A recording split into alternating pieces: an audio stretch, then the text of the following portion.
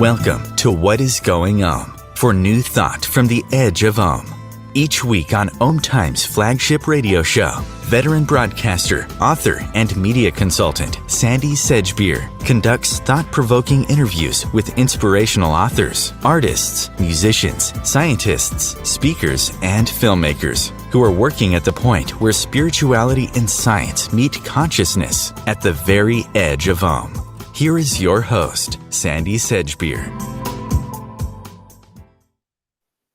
Hello. For nigh on 12 centuries, pilgrims have been walking the Camino, a network of routes traversing France, Spain and Portugal that lead to the shrine of the Apostle St. James the Great in the Cathedral of Santiago de Compostela in Galicia in northwestern Spain. In recent years, interest in this pastime has surged to the point where more than 200,000 people from around the world undertake some or all of this 500-mile journey every year. Over the past decade, I've interviewed several travellers who have made movies or written travel guides and memoirs about the Camino. And during that time, not in any of their narratives has anyone breathed a word about the ancient mysteries of web-footed Virgin Marys, mother goddesses, Templar Knights, fairy tales, and geese that fill the pages of the book, The Way of the Wild Goose, 3 pilgrimages following geese, stars, and hunches on the Camino de Santiago by today's guest, award-winning travel writer, anthropologist, essayist, and author, Beebe Bahrami. Beebe, welcome. Thank you, Sandie. It's so wonderful to be here. So you're known for your travel narratives, your guidebooks, and your memoirs, which include Café Oc and Nomad's Tales of Magic, Mystery, and Finding Home in the Dordogne, Café Neanderthal, Excavating Our Past in one of Europe's most ancient places, The Spiritual Traveller, Spain, Moon Camino de Santiago, and of course, The Way of the Wild Goose. So tell us what first attracted you to the Camino. Oh, I was a college student, an exchange student in the south of Spain in 1986, and I was in a history of Spain course, and my professor uttered those 3 words, Camino de Santiago, and I didn't even know yet what they were. He hadn't started lecturing about them, but they just wedged their way into my cell tissue, and I thought, whatever that is, I have to find out more about it. And then when I learned that it was this historic medieval pilgrimage route across not just northern Spain, but all of Spain, Portugal, France, webs across Europe, I just fell in love with this idea, this high adventure of becoming a pilgrim on the road to Santiago. And it took 9 years, but I finally got there and I never stopped going back. It's a magical journey. You said you stepped onto the Camino in 1995, but right from that very first moment, you felt that you had found your place in the world. I mean, what was that feeling like? A very visceral feeling of belonging. Yeah, it's just everything felt right. I felt like it was my own native ground that I was walking on and passing through. And the experiences just opened me up to many more layers in the world and possibilities, but also inside myself. Did you feel that you knew this place, this land? Yes. Going back to 1986, 9 years before I even got to walk the Camino de Santiago, I finished that semester and I was journeying up to Paris to visit cousins. And just on the train, as we were traversing those northern lands of Spain, going through Navarra and Basque Country, and then into Aquitaine in southwestern France, I felt this uncanny, energetic pull. And it was an overnight train and I couldn't sleep. I just stood at the window and gazed out the window and vowed that I would go back. And and I did. It took a while, but I did. And that feeling was still there. It's like nothing I've ever felt before, and it doesn't go away. I can only say it was announcing to me that if you take up this invitation, there's a lot for you here to learn. And, it's encoded inside you as well. I think anyone could say that, but we all find our own place. We Yeah. navigate the inner and outer map as Mm. is most appropriate to us. And this was mine. Yeah. I first heard about the Camino when I read Shirley MacLaine's book, and it just felt like the most magical place to me. It drew me. Since then, as I mentioned in the intro, I have interviewed many people who've written books about the Camino, books about their own experience, movies about the Camino, and even the guy who writes the Camino guides, John Brierley. I've interviewed him as well, but I've never read a book quite like yours. Yours has, apart from the fact that it is so beautifully written, incredible descriptions, it does read a little bit like some kind of detective story, as well as a bit of a Dan Brown thriller. It's got so many elements in it, but yours goes deeper into that spiritual journey than anybody that I've ever read. You went back 3 times, didn't you? I've gone back many more times than that, but for Since this then. particular topic, this mystery, it was 3 devoted conscious pilgrimages. Before I started the first Goose pilgrimage, though I had been on the Camino many times before, and I have now since several times after, but it was when I really realized this goose symbolism keeps coming up. And every time I'm on the Camino, it comes up in different forms and variations through people, through stone carvings, through an inlaid board game in Logroño on the Camino de Santiago, the Camino Frances, that's called the Game of the Goose, and is also considered a metaphor for the Camino and for life. And it kept coming up, and I thought, I need to do something organized, and go on a pilgrimage that's devoted to looking for the goose signs and noting them all down. And after that pilgrimage was over, I thought, okay, I need to go on another one because I still haven't uncovered it. And after that second pilgrimage was done, I realized I need to at least go to another third one. And the third one was the charm. Maybe there is something in the fairy tales that 3 is the charm, but it really was that third one that brought everything together into a whole. And I had all these aha moments, and I understood the bigger picture of why the goose and the Camino. So tell us the story about the goose then. Why the goose? Why the goose? That was the first time I really heard of it was, well, first of all, as an anthropologist, I was already familiar with Camino literature. Even before I had stepped on it, I wanted to read about the historic tales. And I came upon some books in Spanish and in French that were more esoteric, and they were speaking about some pilgrims walking on a spiritual initiatory path. And they would follow signs that were maybe not as evident. We follow scallop shells, we follow arrows, but these pilgrims were also following the footprint of the goose. When I first read that, I thought, what? But then I met some pilgrims on the Camino when I was walking it, mostly from Spain and from France, who also were saying they were on this initiatory spiritual path and they were following signs. And one of them was the footprint of the goose. And that's when I just thought, this is really making no sense, and it's wacky, but it's wonderful, and I'm curious. And then when I encountered that board game inlaid in the square in Logroño, in La Rioja, about a third of the way along the Camino de Santiago across northern Spain, I saw, this is a board game that has 63 squares. It's like a labyrinth or a shimmying serpent going back and forth to the winning square, the 63rd square.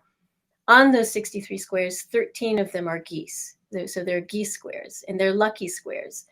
And the parish priest, whose idea is really behind this board game being inlaid on this plaza that is right on the Camino as you walk through Logroño, his whole idea was to say, wake up pilgrims and anyone who passes by the board game to the fact that we are on a spiritual journey in life. And the Camino is a metaphor for life. And the game of the goose is a metaphor for the Camino and for life. and that geese are indeed lucky. They are ancient messengers that have spoken between mortals and the divine, and they are guides and guardians. So look for the goose square as you walk. And that's when I really started saying, I need to pay more attention to this. And I dug more deeply, and I started finding that there is a rich, huge, vast, diverse body of lore from across Eurasia, really. But I was really focusing on European traditions that involves the goose and the goddess. And oftentimes, if the goddess isn't pictured with the goose, and the goose is very explicitly one of her messenger animals or one of her guardian animals, like Juno and the geese who guard her temple, they appear with goose or duck feet. So they become these hybrid divinities embodying qualities of the goose. And I kept finding these web-footed goddesses. And then on the Camino, I found one who is now Mary, who had all of the characteristics of the ancient goddesses, such as showing up at holy streams or cave openings. And she might be combing her hair or spinning flax or wool thread. And very often her feet are in the water, and they're, if you look in, they have goosey or ducky feet, and I realized there's this syncretism happening between the ancient pre-Christian and the Christian female divinities. And the lore just kept building and building. And I realized that, there's this whole folkloric collection of traditions, including our mother goose, tales of my mother, the goose. Why would Charles Perrault, in what was it, 1695, call these folk tales that he had gathered, stories of Mother Goose or my mother, the goose? Because there was some precedent that there was this guide and guardian, this divine guide and guardian who was the teacher and protector of earth stories. And when you really look into the Mother Goose stories, they are earth wisdom tales. And it was a safe way for the feminine divine to survive, now centuries after Christianity, with a very patriarchal flavor of a male elite, essentially determining the sacred traditions to survive and in a safe way.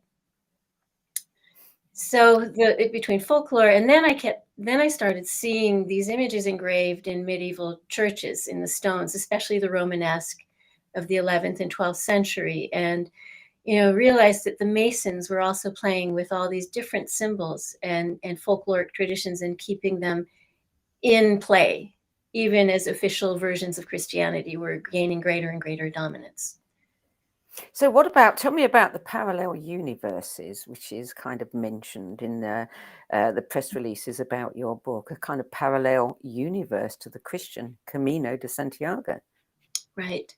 Nothing comes into play from a vacuum. So Christianity took root in Europe, overlaying itself on prior traditions. And so almost all the chapels that you find from the Middle Ages were places that were already recognized as holy places before a chapel was built there. There might have been a holy stream or a cave, and the Camino is especially full of these places. And almost all of these chapels are devoted to Mary. She is the first and foremost personality that they're devoted to. And they all have these very beautiful nature-based origin stories. Like there's the Our Lady of Nájera also in La Rioja. She was discovered in a cave. King Garcia, I forget which is the third, was out hunting like around 1044 AD, and his falcon took off after a dove and suddenly disappeared in a thicket of trees against this red stone wall or cliff. And the king parted the trees and went in and saw that there was a cave. And as he went into the cave, he smelled lilies, and then he saw a light. And as he arrived at the back of the cave, there was the falcon and the dove seated peaceably on either side of a beautiful image of the Mother Mary, with lilies at her feet and the candle, this light just coming from. And now there's a candle, but there was this divine light emitting from the cave. There's another story of in Leboreiro, this is in Galicia, of a chapel devoted also to Santa Maria, to Mary.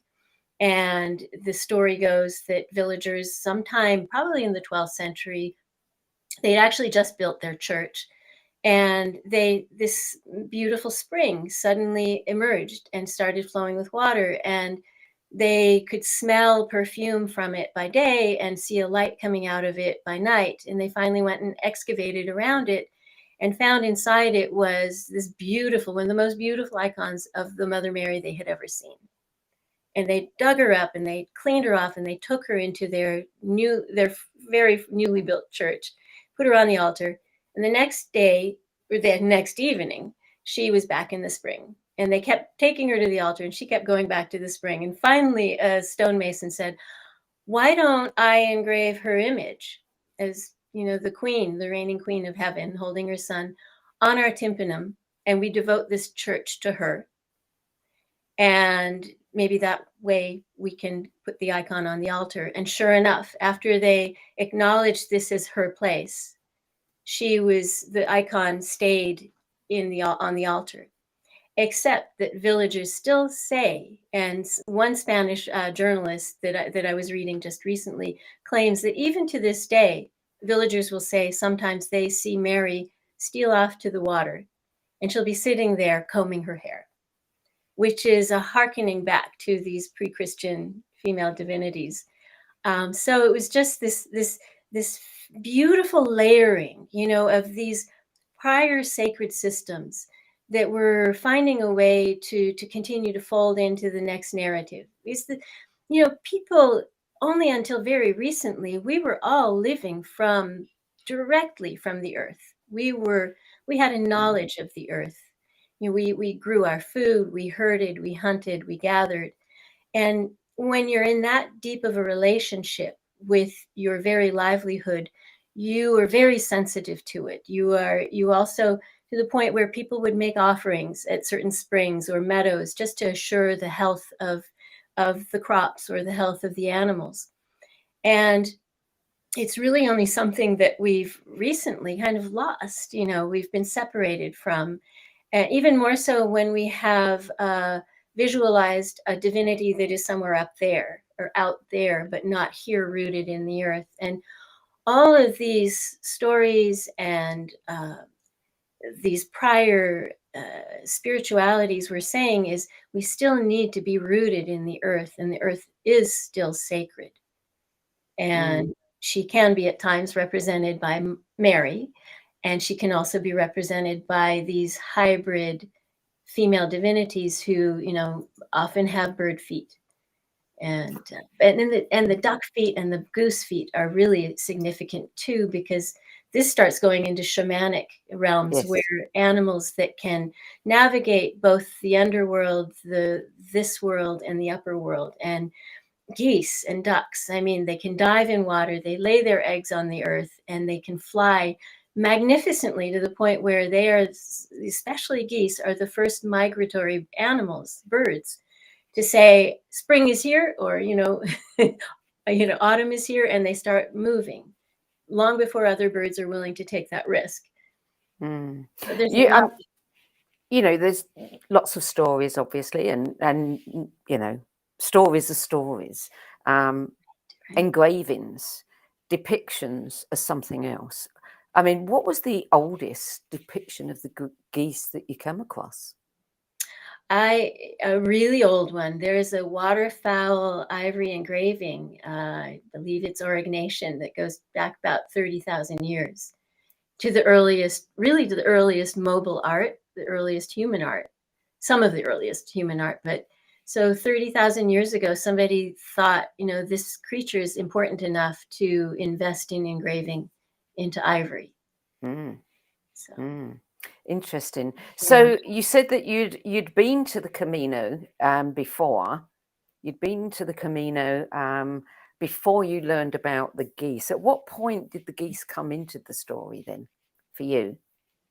They came into it, I spent a lot of time on several routes of the Camino, especially the Camino Frances, the most famous route, that goes across northern Spain, but also the other route across northern Spain, the Camino del Norte.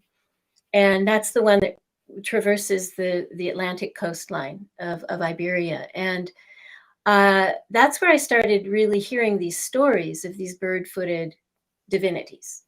So it was already on my radar that this is so interesting. And the literature, the anthropological literature and the historical literature speaks, like we have from Strabo from, over 2,000 years ago.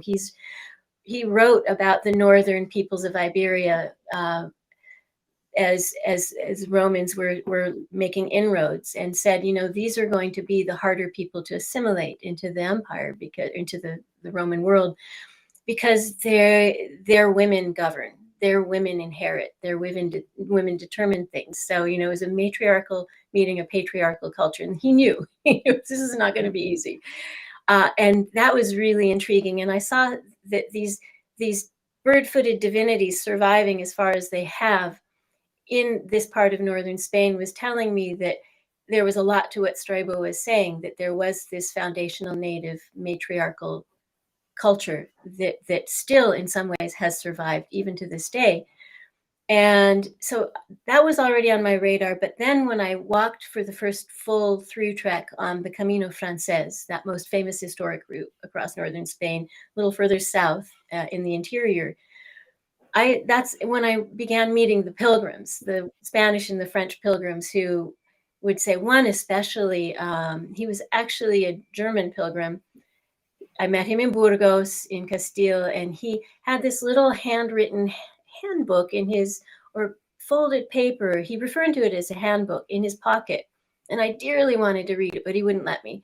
And he said that he was walking a spiritual esoteric path, guided by his Brazilian brother-in-law, who had walked it himself with the same little booklet, guided by a teacher in Switzerland. And so this incredible lineage, and I was just sitting there going, I want to know more about this. And he said, all I can tell you is I'm supposed to pay attention to the signs and follow what the signs tell me on this Camino. And I said, well, what are some of the signs? And he said, well, one of them is the footprint of the goose, or the goose itself.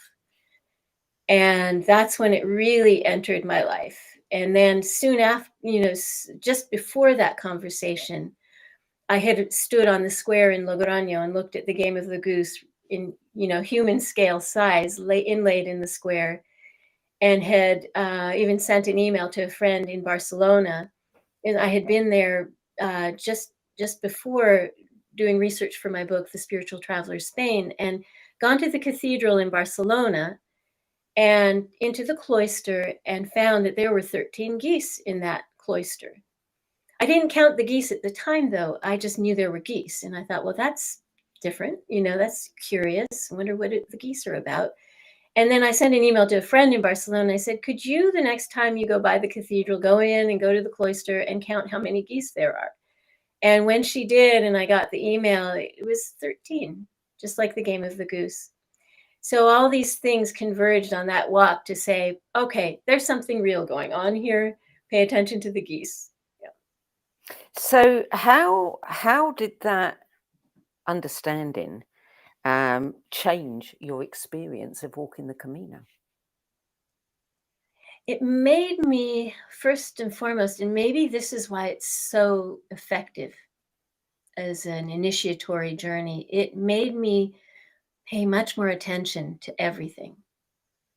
It became the best method for a walking meditation I think I've ever stumbled upon. And I am one of those people who, when I walk, I'm better as a meditator. I sitting down and meditating, I don't do, I don't find that, present time so readily as walking and letting my footstep be like prayer beads, setting a cadence and falling into the present. But then to really pay attention to the signs and to look for the goose and her footprints made me so present and so aware of my environment and the bottom of my feet, that my connection to the earth, and also the interior states. It was a level of presence I had never achieved before. And I think that's really where I started realizing the power of what was going on here. But even at the beginning, I really was approaching this, in this very intellectual way of, the anthropologist just following the material and seeing where the material leads, looking for all the sources and the evidence. And I didn't really expect it to start working on me.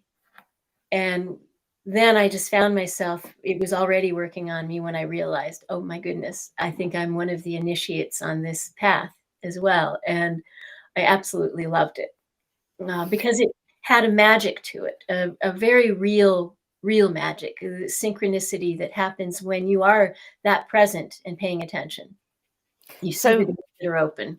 When you had to go home in between those trips, was that pretty hard going for you? I mean, it's like, you're on the threshold of this incredible discovery or quest, and suddenly you've got to leave it, and now it's all in your head. It's both a relief because it's intense being on the Camino and tracing a mystery like this, but in a way it never ended because going home just gave me time to digest the experiences and reflect on what was going on. And oftentimes it's really, well, not oftentimes, I say every time, it's really true, a good thing for pilgrims to know that when they arrive at their holy destination, in this case, Santiago de Compostela in northwestern Spain, the Camino doesn't end.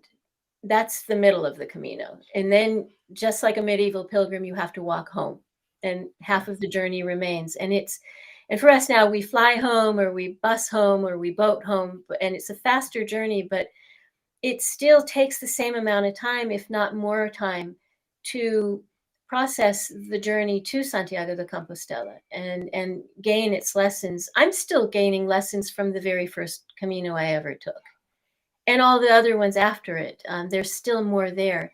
So it's in a sense, I never left the Camino. I haven't left the Camino yet. And especially in the pursuit of the goose, it was always on my mind. We're going to take a short break now, Beebe. You're listening to What Is Going On. I'm Sandie Sedgbeer, and my guest today is award-winning travel writer, anthropologist, essayist, and author, who's become known as a great expert on the Camino. And she's the author of the book, The Way of the Wild Goose, 3 Pilgrimages, Following Geese, Stars, and Hunches on the Camino de Santiago. We'll be back with more from Beebe Bahrami after the break. Stay tuned. OmTimes TV. Imagine becoming a super influencer. Reinvent yourself, invest in your brand, and then manifest your success with a robust spheric approach. OmTimes Media and Broadcasting offers a unique and multifaceted way to become the spiritual and conscious influencer you deserve to be by putting your message across our powerful platform with its proven record of integrity and excellence. Through our produced shows, OmTimes offers the opportunity to become a social media TV personality, a radio show host, an OmTimes magazine columnist, and a syndicated podcaster, all in one shot. By live streaming your show on OmTimes TV and broadcasting it across the extensive OmTimes radio and TV networks, you become more than a host. You become an ambassador and a force for positive change. OmTimes. Open yourself to the possibilities.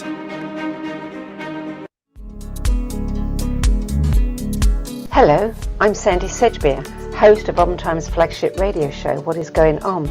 And as an author, editor, and 13 times book judge who's read thousands of books and interviewed hundreds of authors, I'm constantly asked what's really worth reading and what's not. So I created the No BS Spiritual Book Club to help you save time and money by picking the brains of discerning names who have walked this path before you. There's no catch, no fees, and no BS. Just an ever-growing library of 10 best spiritual book lists from some of your favourite authors and teachers, plus free book excerpts, audios and video interviews with people like Don Miguel Ruiz Jr., David G., Lee Harris, Mark Nepo and more. From well-known classics to hidden gems you've never heard of, it's the only no BS guide to the best spiritual books to enlighten your journey of self-discovery. So why not join the club? Get inspired and save money at the nobsspiritualbookclub.com. There are 16 million children struggling with hunger in America. That's 1 in 5 daughters, sons, neighbors, and classmates who don't know where their next meal is coming from. Yet billions of pounds of good food go to waste every year. It's time we do something about it.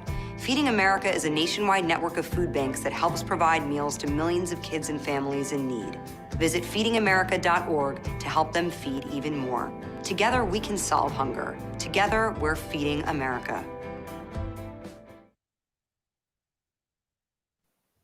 Welcome back. Beebe Bahrami, what would you say is the most important thing that has come out of your journeys on the Camino and your adventures with the geese? That everything really is interconnected, and that we need to return to our reverence of the earth and taking care of her, and that includes each other and all the creatures on the earth. And that there is an incredible big-heartedness in so many people.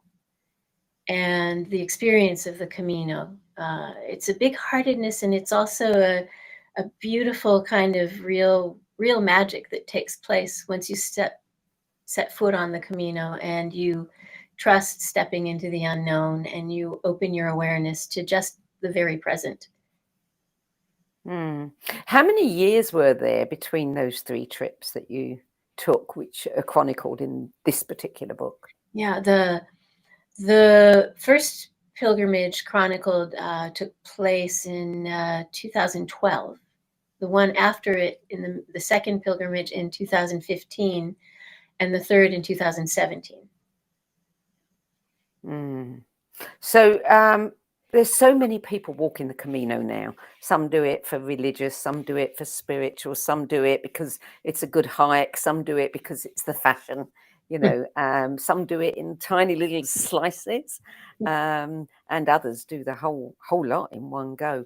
Do you sometimes, the people that are doing it because it's fashionable, or they don't do it properly, they go on a bus tour and they get off and walk a little bit of it. Do you feel that you wish you could say to them, hey, there's another reason for doing this, pay attention? I resist that because as much as I have my preferred way of doing it, I love to walk it. I love to carry my rucksack. I think, I love walking the 5 to 6 weeks. That is just one way of many that are all legitimate to do it. And sometimes the person who's doing it on the bus tour it'll spark their interest. And then they'll say, I think I want to go back and walk it. And some people on that bus tour may not be able to walk. It might be why they're on the bus tour. And it's, everyone is there. There's this saying on the Camino that the Camino calls you and it gets you there in the right time, in the right way. And so everyone, if they're compelled to go and find out what the Camino is, I think it's fabulous whether they walk, cycle, horseback ride, bus. There are people who've done it in a wheelchair. I've met a couple of people on crutches. So there's many ways to do it. They're all legitimate, and they're all ways that got that person there. And then they discover, one of the things that I really, I want to encourage anyone to go who wants to go, however they get there, or whatever means it is that they use to do it. Because once you're on it, there's no place else in the world that I know of, except maybe the United Nations, where you're going to meet people from over 190 countries in the world. Unlike the United Nations, you're simplifying your life. You're just taking what you need, what fits into a rucksack, and discover that you don't really need very much, and that when you trust life delivers what you need. You experienced some amazing synchronicities on those journeys. I mean, would you say that maybe no more than usual, you were just more aware of this, the synchronicity, or do you think there was some kind of magic going on? I mean, it's on a ley line, isn't it? I mean, the whole trail is supposed to I be think it is. on ley lines. My experience is, yes, it is definitely on a ley line. It is a sort of supercharged synchronistic place, but Do you we can feel see. super empowered? I, you know, I do, only because I learned by walking it how much everything I need is delivered, even in ways that I could have never imagined. And the things, and I really emphasize need, not want. What I Yeah, need is delivered, So yeah. there's this kind of honesty, and making one honest as well, of the Camino. But there's definitely something powerful and supercharged going on there. And I think a part of it is because we humans have chosen this landscape based on certain already innate features that are pulling us, that are charged to walk it. And so we're adding to that. We're adding that extra resonance to it that makes it supercharged. It's a place that also says you are invited here to walk in a way you haven't walked anywhere else, back home. And I think that's a part of it as well, why the synchronicities seem to be so profound. But by walking it, I've also learned, especially walking it several times, and then I discover, wow, this synchronicity and these coincidences, they keep happening in ways I just couldn't have orchestrated or made up. And so having that experience, now at home, I tell myself, pay attention, because there is synchronicity all around us, but you have to notice it. You Yeah, have to see the openings that yeah. are coming at you, and you When can't, you were you know. Yeah. when you were doing those 3 trips, and then you didn't know that you were gonna, I imagine, turn that into a book, that each of those trips was pivotal to this particular book. Were you recording your impressions and experiences? Were you writing them down, taking notes, the whole time? I was, every one of those pilgrimages, I was keeping a notebook, and very much, in my training as a writer and as an anthropologist, I call them my field notes. I was noting everything down, including, at night I would definitely do the full download of notes in my journal. But by day, I had just a little, journalist's notebook that you flip open and it can fit in your pocket. Mm. And I had that in my pant pocket with a pen, ready to just flip open and jot something down. So I was, and now with the advent of digital photography, that 2012 trip was, wonderful, because it was the first time I really took a digital camera on the trail with me. And then those also could become ways of note taking. Or if I saw a goose sign, I could take a photograph of it. And Mm. so thousands of photos, a lot of notes. And I think it's really important too. I love really recommending and emphasizing with anyone walking the Camino, whether they see themselves as going as a pilgrim or not, to keep a journal and to write in it every day, and to give Yeah, themselves that space every day to do it, where they're not talking to anybody else and they just go in and write down their experiences of the day, because we really forget very quickly a lot of the details. we do. It's We amazing do. what you find when you go and reread those notes. Yeah. So, The Way of the Wild Goose, that wasn't your first book, was it? No, no, my first book, I actually was a guidebook updater for Michelin Green Guides. So my first book was the Provence Guide. It was one of my breaks in the world of travel writing. And then I was commissioned by Paulus Press to research and write The Spiritual Traveler's Spain.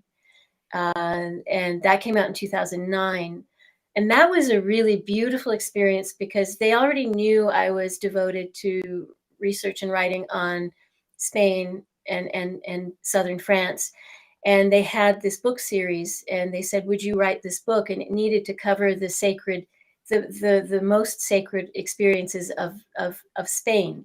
And they didn't have to be Catholic. And they of all time, from prehistory to the present.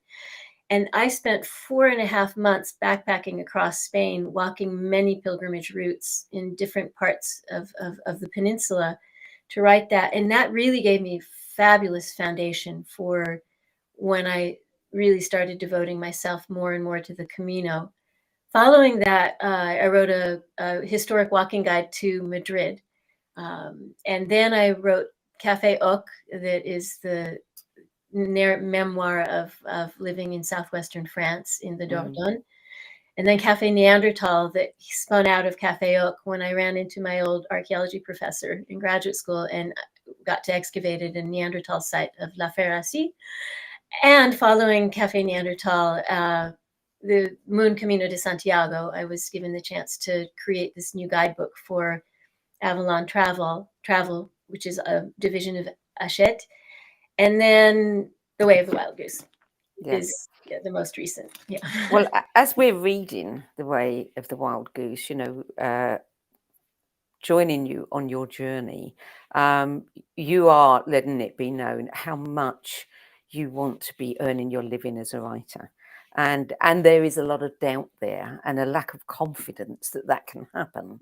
But of course, as we know from what you've just told us, you do earn your living as a writer, and you've been successful at it. And you are, you really do have a great talent for writing. How do you feel now, looking back on that? Do you feel that maybe the Camino, maybe that experience had something to do with that dream coming to fruition? It had a lot to do with it, a lot, because it was, the dream of becoming a writer. It wasn't, I was writing already. I was writing every day. I was pitching. I was, doing the work, no matter what else I had to do. But it was the confidence that this was a legitimate life that a person could have. It was mostly when I would meet people and they'd say, "What do you do?" And I'd say, "I'm a freelance writer." You could just see, one person even said, "No, you're not. That's impossible." And I thought, "Oh my God." I would never imagine saying that to anyone. But so it was the confidence piece. But the Camino, by walking it and by saying, "This is what I really want to do," started delivering those pieces of synchronicity that really said, yes, this is the walk. This is the walk in your life. This is something that really matters. This is your calling. And maybe one of the biggest synchronicities that it happened right on the Camino is it's in the second Camino in the book, after crossing the Pyrenees in an ice storm and landing in Roncesvalles and finding that because I don't like to reserve ahead, I like to land where I'm going to land and then find a place to stay. It's, to me, a part of the adventure. And everything was booked. There were no beds left, and everyone was also really, really wet. And it was a dreary, wet, cold day and place to be. And we had been told to get off the mountain because it was getting dangerous. So I literally skidded down this sort of icy mountainside into Roncesvalles to find there's no place to stay, and just decided I'm going to walk another 3 or 4 kilometers to the next village of Burguete. First place that I see, I'm going to walk in, I'm going to ask for a place to stay. And while all this is going on, I had walked that Camino. I decided I'm going to go back on the Camino because not only did I want to follow the goose, but it was just there was a lot going on in my life that really made me doubt my chops as a writer, and if I had it to stick it out. And I already had landed an agent, which is pretty big. You'd think that would build confidence. And she was shopping around 2 book projects, which were Café Oc and Café Neanderthal. So spoiler alert, she found homes for them. But this was before that had happened, and it was a really hard market, and the publishing world was very, very a lot harder to sell and pitch to. So I thought, oh, I'm going to go walk the Camino while all this is happening, just to get a sense of things and to get back in touch with my center and, and follow the goose. Why not? And unbeknownst to me, while I was crossing the mountain in that ice storm, there were 2 emails from my agent 6 hours apart. And, there is no Wi-Fi in that part of the Pyrenees where I was crossing, and I wouldn't have been able to check it anyway. But when I got to Borghete, and the first place I found, it was a nice little hostel right on the beginning of the village. I went in, and the guy said, "Yep, you're the only guest staying here." And he sort of looked around at the keys hanging on the wall behind him and picked one that seemed significant and gave it to me. And I went and checked in and got showered and changed my clothes. And then I went back down and said, could I get the Wi-Fi code? I need to check Wi-Fi into my emails. And I saw over his shoulder, there's a portrait of Ernest Hemingway. And I said, my goodness, Ernest Hemingway. And he said, oh yeah, this is where Hemingway would stay when he went trout fishing in the Pyrenees. And, like the sun also rises, that's the hotel. And he said, and I gave you his room. And I just thought, oh my God, this guy doesn't even know I'm a writer. This is so fabulous. Well, even more fabulous when I finally got my emails. One email sent 6 hours before the second one from my agent said, you have interest in Café Oak. And then the second email, she said, I don't know what's in the air, but there's a second independent publisher who's interested in Café Neanderthal. Because I had developed these 2 books side by side and sent the proposals off to her almost the same time. And by the time, about 2 weeks later, I think, I on the Camino, both of those books had contracts and offers. And I was thinking, and I first learned about it in Hemingway's room in Hemingway's hotel.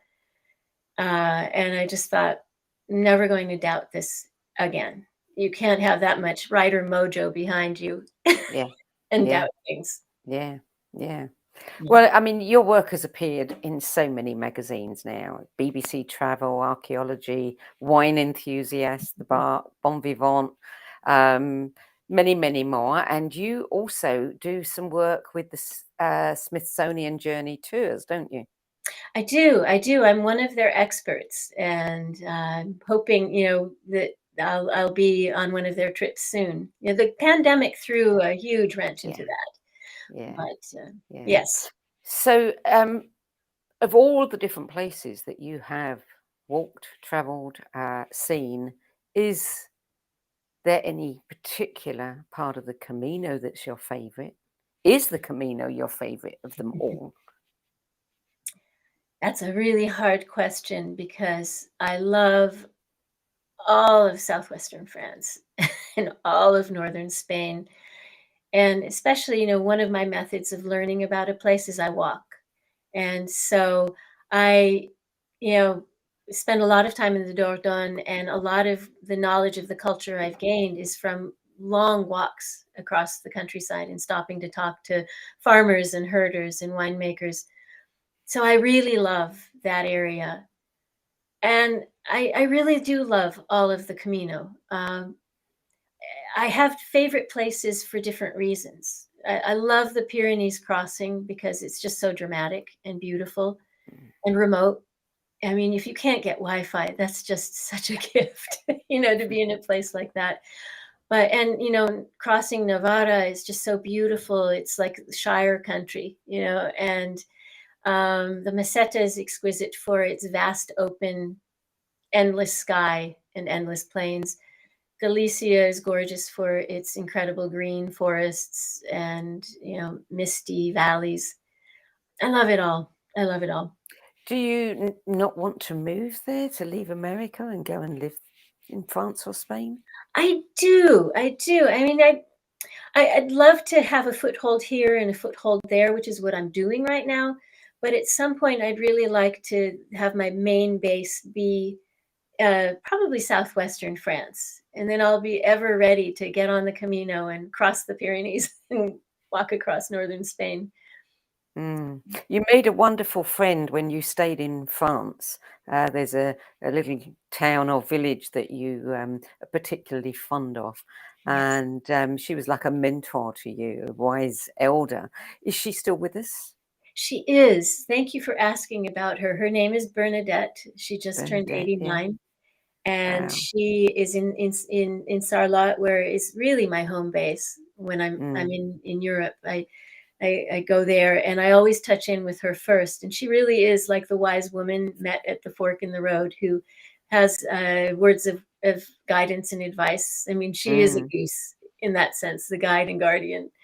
And each of my pilgrimages is held by her. It's framed, beginning Yeah. the beginning and the end. And she always would want to send me off with words of wisdom. And then when I'd come back after a Camino and go to Sarlat, she'd want to sit down with me and get the full download.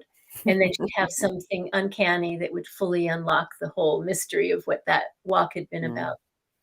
Have you found that there are any other, routes that also feature the goose? Yeah, I think there are. I think there are because, following the folklore trail, if you were to, Jacob Grimm in Teutonic mythology wrote about the goose-footed goddess, and he said there's a goose-footed goddess across Europe. There's one in Scandinavia, there's one in southern Germany, there's one in southern France. There's all these beings in across northern Spain. And I think that anyone walking any of the Camino routes, like the Jakobsweg in Germany or the Chemin de Saint-Jacques in France, would find them. There is a walking trail in Victoria, BC, and I used to walk it a lot, and it's called the Goose. And Really? everybody calls it, I don't know if they call it the Galloping Goose, but it's known as the Goose. We're walking the Goose. And I used to walk it every day Oh, when I lived there. And really? it never even occurred to me, I hadn't read your book, that there may be some other significance to that name. Oh my goodness. Well, since you've walked it, now you can reflect on it and see what comes up for you. This is Mm. your goose walk. Yes. Well, I'm going to Yeah. look into that. That's exciting. Yeah. Yeah. So before we close, tell us about your two blogs. You've got Cafe Oc and the Pilgrim's Way Cafe. Yes, yes. Café Oc is really about life in southwestern France, and the Pilgrim's Way Cafe is about seeing life from the cadence of feet, of footsteps, and very much about the pilgrim life, but also about exploring the world by walking. And How often do you post blogs there? I haven't posted as often lately, but I've been wanting to get back to it. If there's book news, I definitely post there, Mm, as well as mm. on social media. I've just joined Instagram and I'm learning how to use that, but the blogs are still going to be where I put my book news, as well as my website. Yeah, because I can imagine that you will have more material when you're actually in France and Spain. Yes, Yeah. yes. Mm. So what do you do when you're not traveling and you're not writing about this? I'm still traveling through my notes, and I'm still writing about it. Like right now, I've just back from spring and summer in France and Spain, and I'm going over all those notes and looking for the next stories. And I think there's a few in there. It's always Oh, that. I'm sure. Sometimes it's one line that somebody says, and I realize there's a whole story built around that one sentence. Mm, So yeah. I'm still writing and still traveling even when I'm not on the Camino, about the Camino or about southwestern France. Does it get harder each time you go? I mean, with To be age or to Yeah, to walk the Camino? to walk? Uh, no, it still presents, challenges and gifts, always in a different combination. So it's the same hard and the same wonderful, but different. Each time different because I'm Mm, meeting different people. yeah. This time I would say the challenge was I was walking during probably one of the busiest times of the year, and after the pause of the pandemic had really ceased, and everyone wanted to be back out there and traveling, and they had bucket lists, and there were so many people with and there was a point where it was almost overwhelming, as much as I was just so happy that the life on the Camino was back, especially the people who live from the Camino, and it's very much a cottage industry for them. So yeah. Well, Beebe Bahrami, it's lovely to speak with you. Your book is a real treat to read. I'd recommend it to anyone. Thank you so much for joining us today. Oh, thank you, Sandie. It's been such a joy and honor to be with you. Thank you very much. You're welcome. So, The Way of the Wild Goose, 3 pilgrimages following geese, stars and hunches on the Camino de Santiago by Beebe Bahrami is published by Monkfish Book Publishing and available wherever good books, especially travel books, are sold. For more information about Beebe, visit, I'm going to spell this one out, beebebahrami.com. I still, not beebebahrami.com, it's Beebe Bahrami. That's BEEBEBAHRAMI.weebly.com. That's it for this week. I'm Sandie Sedgbeer. Thanks for joining us today, and I look forward to being with you at the same time next week. Till then, it's goodbye from me, and thank you again to Beebe.